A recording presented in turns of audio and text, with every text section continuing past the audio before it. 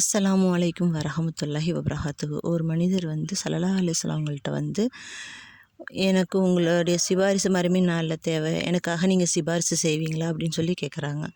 அதுக்கு ஸல்லல்லாஹு அலைஹி வஸல்லம் சொன்னாங்கன்னா, இன்ஷா அல்லாஹ் நான் சிபாரிசு செய்கிறேன், அதாவது அல்லாஹ்வோட நாட்டாக இருந்தால் நான் கண்டிப்பாக உங்களுக்கு நான் சிபாரிசு செய்கிறேன் அப்படின்னு சொல்கிறாங்களாம். உடனே அதுக்கு அந்த மனிதர் கேட்குறாரு, அவங்கள நான் மறுமையில் எங்கேன்னு தேடுறது அப்படின்னு சொல்லி கேட்குறாங்களாம்.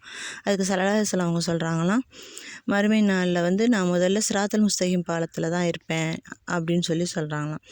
அங்கே உங்களை பார்க்க முடியல, அங்கே நீங்கள் இல்லை அப்படின்னா நான் எங்கே தேடுறது அப்படின்னு சொல்லி கேட்குறாங்களாம்.